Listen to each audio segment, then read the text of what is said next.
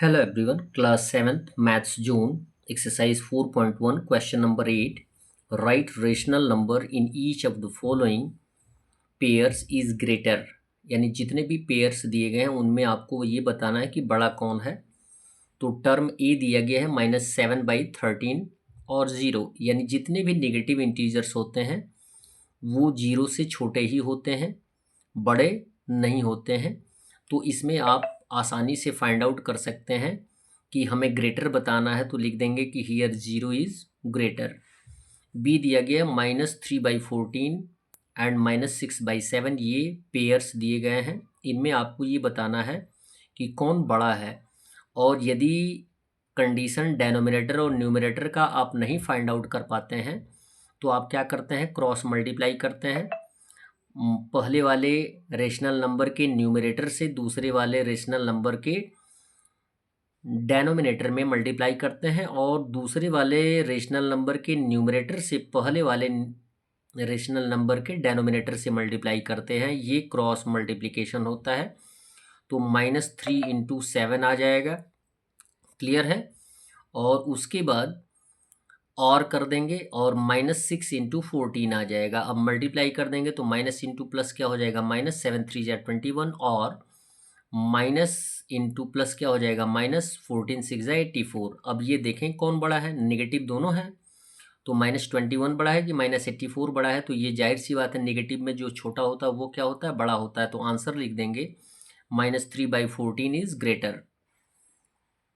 सी दिया गया है -7/12 और 5/12। यहाँ पे डेनोमिनेटर इक्वल है, तो जिसका न्यूमरेटर छोटा होता है वो छोटी होता है और जिसका न्यूमरेटर बड़ा होता है वो बड़ा होता है या बड़ी रेशनल नंबर होती है। तो यहाँ पे 5/12 क्या है, ग्रेटर है। और यहाँ पे नेगेटिव जो है वो छोटी है, छोटी रेशनल नंबर है। तो यहाँ पे लिख देंगे हियर 5/12 इज ग्रेटर। डी दिया गया -22/-33 और 45/-65। क्रॉस मल्टीप्लाई कर दीजिए, ना तो डेनोमिनेटर इक्वल है और ना ही न्यूमरेटर इक्वल है, तो कोई रूल्स इस पे फॉलो होगा नहीं। तो यदि वन पेयर ऑफ टर्म्स या रेशनल नंबर दिए गए होते हैं तो हम क्रॉस मल्टीप्लाई करके फाइंड आउट कर सकते हैं। -22 से -65 में मल्टीप्लाई करेंगे और 45 से -33 में मल्टीप्लाई करेंगे तो यहाँ पे आ जाएगा। जाहिर सी बात आपको दिखाई दे रही होगी कि -22 65 मल्टीप्लाई कर देंगे तो ये क्या हो जाएगी, बड़ी होगी। ये दिखाई दे रहा है ज़्यादा है और ये क्या है, कम है। और यहाँ पे माइनस इंटू माइनस क्या हो जाएगा, प्लस होगा, ये यानी ये पॉजिटिव होगा और ये क्या होगा, नेगेटिव होगा। ऐसे ही आपको दिखाई दे रहा है कि पॉजिटिव बड़ा होता है नेगेटिव से। तो पॉजिटिव कौन है, ये -22/-33 लिख देंगे। सो -22/-33 इज ग्रेटर। क्वेश्चन नंबर 9 दिया गया है, arrange the following rational numbers in ascending order. जितने भी रेशनल नंबर्स दिए गए हैं उनको असेंडिंग ऑर्डर में आपको अरेंज करना है। और असेंडिंग ऑर्डर मीन्स होता है आरोही क्रम, और आरोही क्रम में स्मॉलेस्ट टू ग्रेटेस्ट लिखते हैं। अब यहाँ पे हमें दो होल नंबर्स दिए गए हैं, इंटीजर्स दिए गए हैं, एक 0 और -2 और -1/2। यदि एक पेयर यानी दो से ज़्यादा रेशनल नंबर्स दिए गए होते हैं तो हम उनको कैसे कंपेयर करते हैं कि कौन छोटा है कौन बड़ा है। तो इसके लिए हम एलसीएम का सहारा लेते हैं। किसका सहारा लेते हैं, एलसीएम का। यहाँ पे एलसीएम कितना आएगा, 2 से 0 में मल्टीप्लाई कर देंगे, 2 से -2 में मल्टीप्लाई करेंगे और 2 × 1 = 2 और इंटू -1। ये ऑलरेडी आपको मैंने बताया है। 2 0 कितना हो जाएगा, 0, और 2 में -2 से मल्टीप्लाई करेंगे -4 और 1 में -1 से मल्टीप्लाई करेंगे -1। अब कंपेयर करना है, असेंडिंग ऑर्डर में रखना है।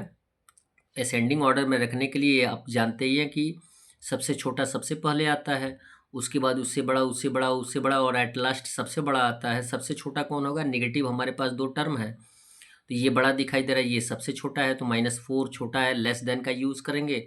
फिर उससे बड़ा है -1 लेस देन का और 0 सबसे बड़ा है। अब इनको हम एक्सप्रेस कर देंगे आसानी से। -4 किसका है, यहाँ पे देखें, -4 बीच वाले का है तो इसको लिख देंगे -2। क्या लिख देंगे, -2। और -2 के साथ हम किसका यूज़ करेंगे, लेस देन का। -1 किसका है, -1/2, ये हो जाएगा -1/2, लेस देन हो जाएगा 0। क्लियर है, ये होगा हमारा असेंडिंग ऑर्डर।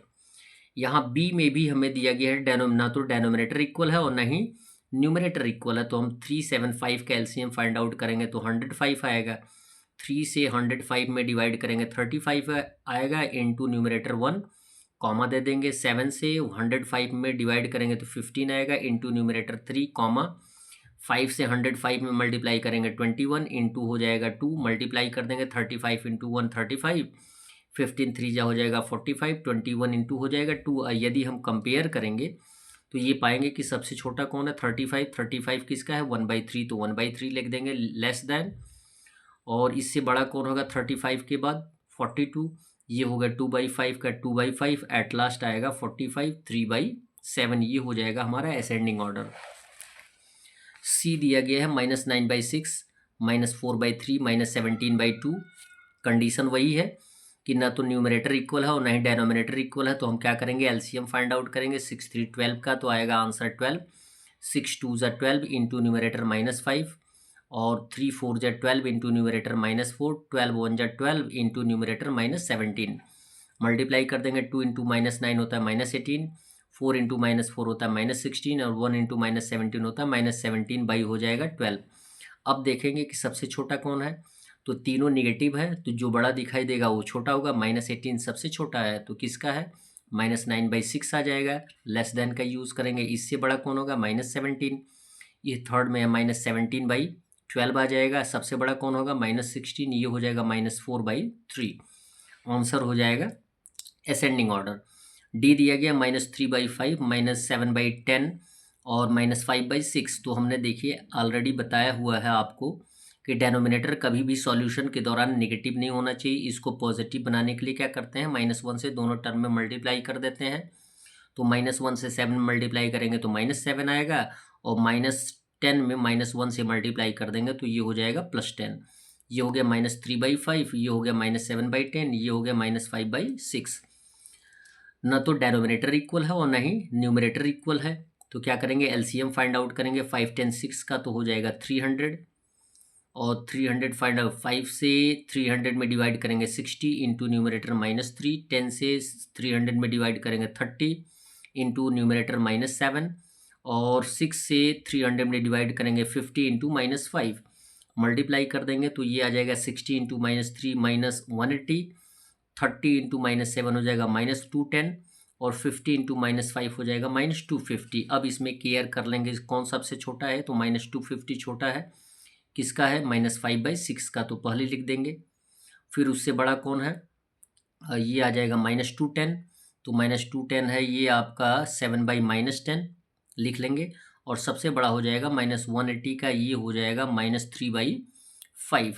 ये हो जाएगा हमारा असेंडिंग ऑर्डर। क्वेश्चन नंबर 10 दिया गया है arrange in descending order. Descending order में भी अरेंज करने का सेम कंडीशन है। एलसीएम फाइंड आउट करेंगे, जो छोटा होगा और उसको सॉरी एट फर्स्ट तो स्टार्ट नहीं करते हैं, जो बड़ा होता है उसको एट फर्स्ट स्टार्ट करते हैं।